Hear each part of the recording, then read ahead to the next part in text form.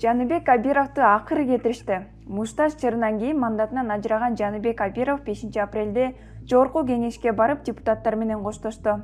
Кызыгы эл өкүлдөрү мурдагы кесиптешин баатырларча узатты. Төрага Нурлан Шакиев баш болгон бир топ депутаттар Абировду мактап, кучактап, кол чабуулар менен узатышты.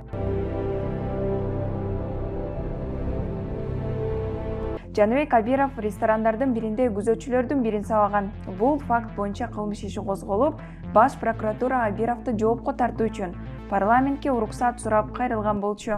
Европарламенттин депутаты жыйында кокаин жыттадыбы? Twitter колдонуучулары Европарламенттин депутатын эл менен жолугушуу учурунда кокаин жыттап жаткан жеринен кармалды деп айыпташты. Видеону Twitterде көптөгөн тилдерде миңдеген адамдар бөлүштү. Чындыгында ал кокаин эмес, тамеки экени айтылды. Видеодогу адам мурдагы сот жана немис саясатчысы Йенс Майер болуп чыкты. Ал эч качан Европарламенттин депутаты болгон эмес.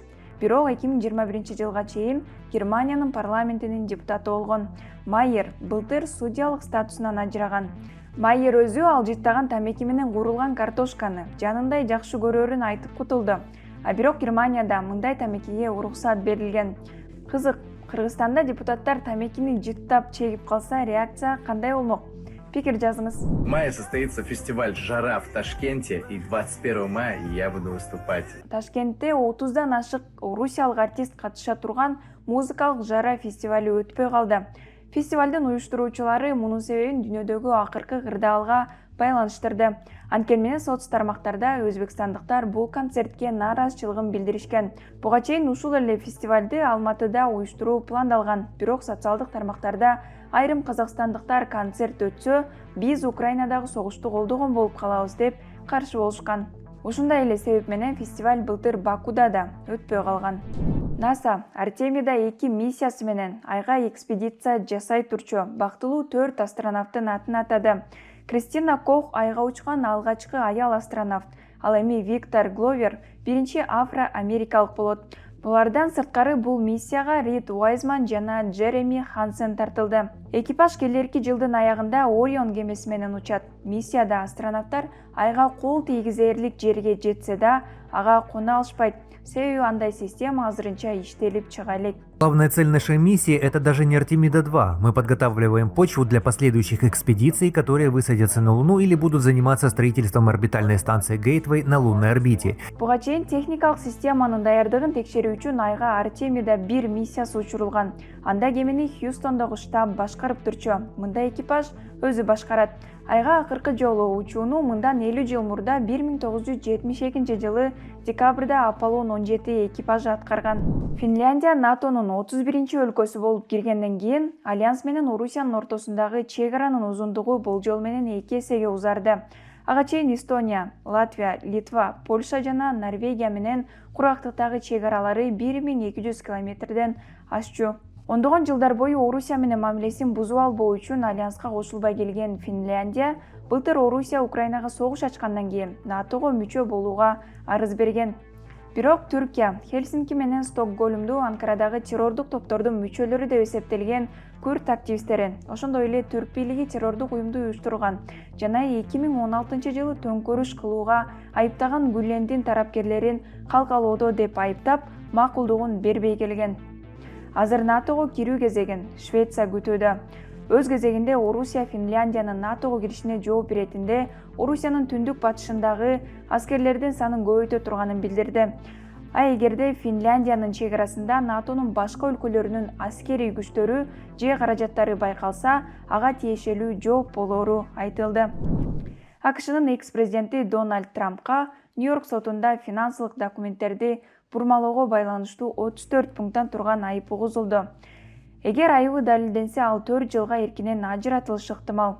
Кылмыш иши Трамп шайлоо астында порно жылдызга $130 000 төлөп бергени ачыкталганда козголгон. Күнөөсү жоктугун айткан Трамп соттон кийин кайра коё берилди.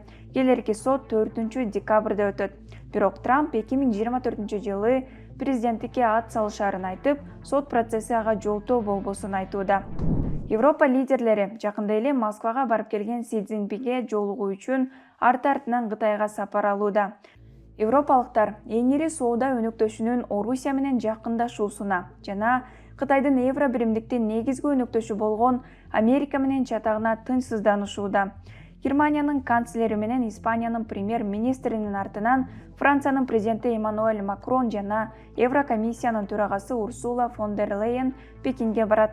Алар Си Цзиньпинди Путиндин Украинага каршы согушунда Орусияга курал-жарак бербөөгө жана Орус президентин тынчтыкка көндүрүүгө жардам бериши үчүн баратышат. Ошондой эле Европа Кытай менен тыгыз кызматташууга даяр экендигин айткылары келет.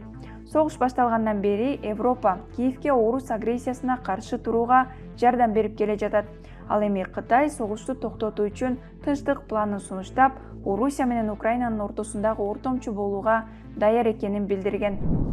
Испаниянын түндүк чыгышындагы Каталония шаары тарыхтагы эң күчтүү кургакчылыкты башынан кечирүүдө.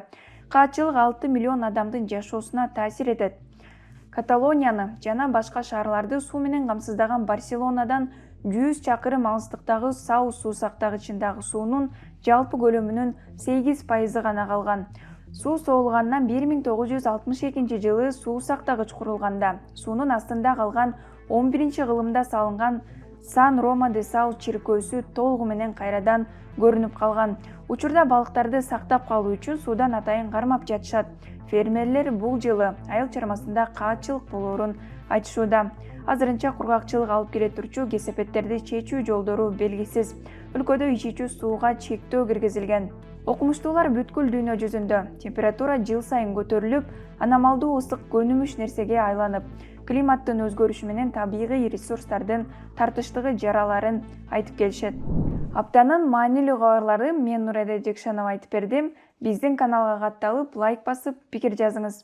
Баса, меникиндей футболкаларды Медиа Хабтан алсаңыз болот. Номерлерди бул жакка калтырып коебуз.